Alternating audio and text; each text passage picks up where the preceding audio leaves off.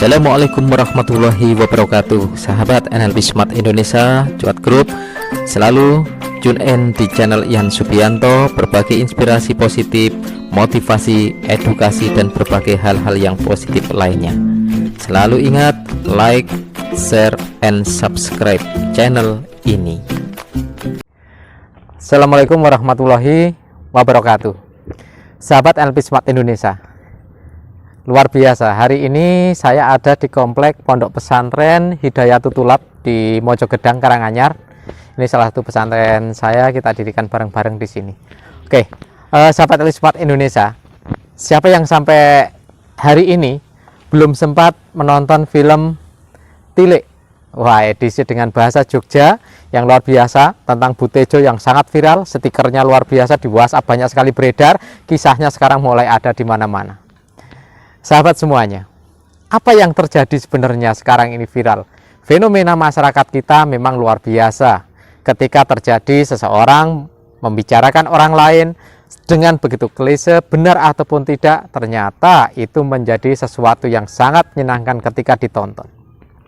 Teman-teman semuanya pasti sempat ngeliatin apa yang disampaikan, yang diceritakan Butejo, baik ketika di truk sebelum sampai di rumah sakit, ngomong ke orang lain, ternyata itu terjadi.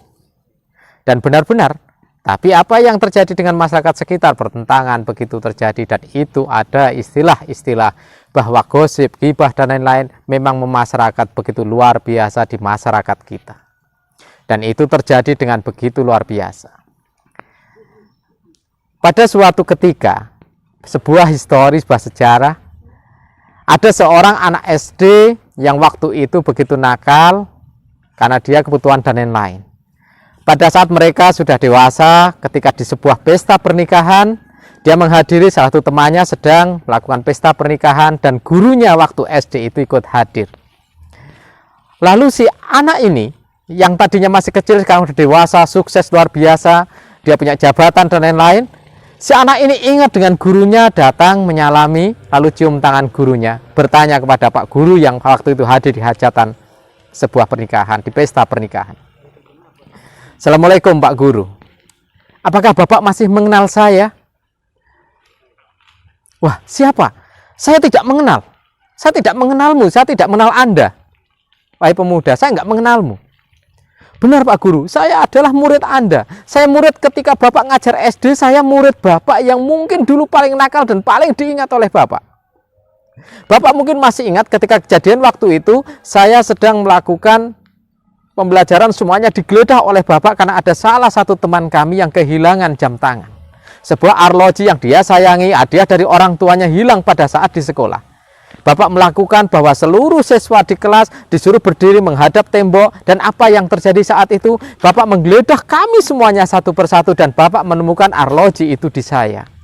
Dan saya yakin walaupun Bapak tidak menyampaikan, Bapak tidak pernah cerita, tapi Bapak tahu bahwa yang mencuri arloji itu adalah saya, karena arloji itu saya simpan di saku saya dan saya ternyata ditemukan oleh Bapak pada waktu itu. Dan Bapak pasti ingat dengan saya. Masa Bapak lupa dengan kejadian itu?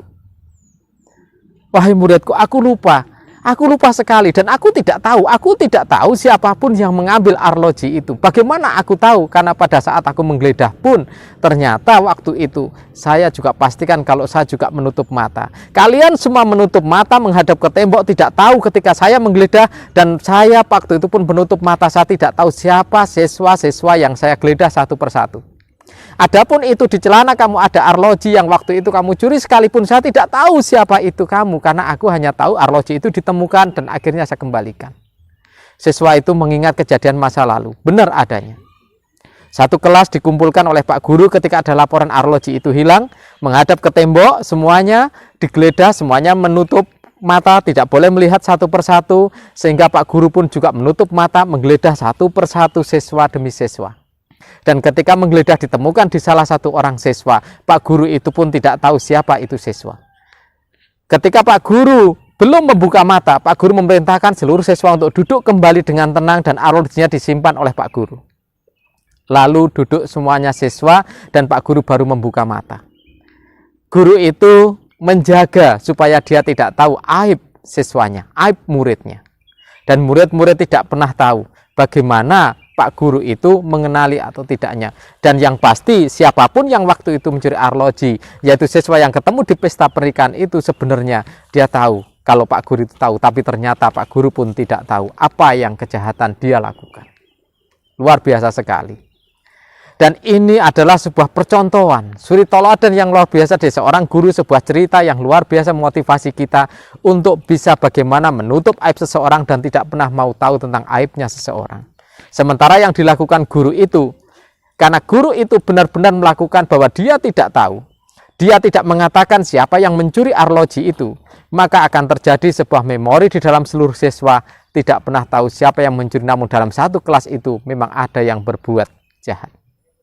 Tetapi tidak pernah tertanam di dalam pikiran bawah sadar siswa bahwa guru itu menuduh, guru itu menghakimi atau apapun. Semuanya siswa dalam kondisi saling tidak tahu siapa yang mengambil arloji itu. Yang terpenting adalah arloji dikembalikan kepada yang punya, kepada yang berhak, sehingga dia pun merasa bahagia arloji yang sudah ketemu. Seluruh siswa bertanya-tanya siapa yang mengambil arloji itu. Bahkan Pak Guru ini sampai dengan sekian tahun, 20 tahun setelah itu kejadian, lalu di pesta sebuah pernikahan, Pak Guru itu baru tahu bahwa itu yang telah mengambil arlojinya.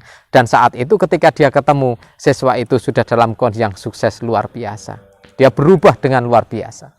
Andai saja pada waktu itu Pak Guru langsung menghakimi bahwa siapa yang mencuri, siapa yang melakukan, mungkin siswa itu tidak sesukses seperti yang sekarang, karena dia mungkin tidak terpanggil kesadaran hatinya.